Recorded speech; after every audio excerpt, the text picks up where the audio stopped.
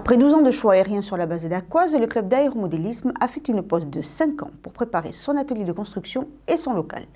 Ces passionnés revenaient le week-end dernier, toujours à Dax et plus motivés que jamais. Regardez. Le week-end du 5 septembre, une cinquantaine de pilotes venus de la France entière ont répondu présents pour relancer le très attendu show aérien d'Aqua.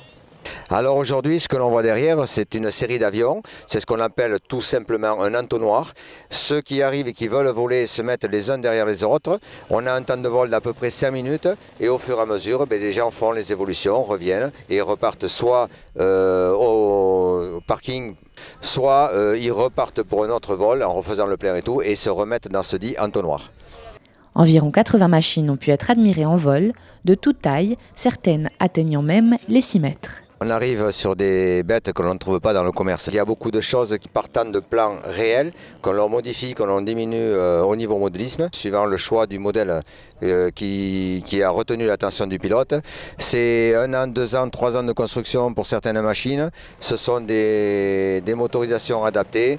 C'est un cahier des charges donné à la DGAC, le district aéronautique, qui nous donne l'autorisation d'évoluer ou pas. Le pilote et le modèle réduit sont certifiés, accepté par la DGAC et une fois ça fait, nous pouvons voler en public.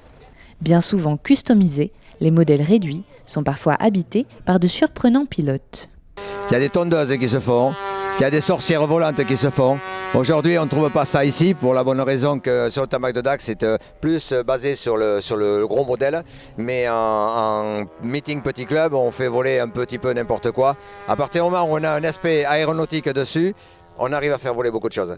Tout le monde fait des maquettes, des beaux avions, tout ça. Moi, j'en ai aussi des beaux, mais là, j'ai amené mon tordu aujourd'hui. C'est une idée tout à fait perso, parce que j'ai fait, étant beaucoup plus jeune, dans une section aéromodélisme au sein d'un aéroclub, et on avait toujours sur le dos les pilotes grandeurs qui nous disaient « Attention, il faut faire attention, il faut être droit, il faut pas traîner, il faut tout ça. » Alors j'en avais tellement marre, j'ai dit « Je vais faire un avion tout tordu, et s'ils volent, ils seront... » Alors après, effectivement, ils volent. Ils volent pas très vite parce qu'il a beaucoup de traînées avec tous ces petits trucs qui traînent dessus, mais c'est ça son charme.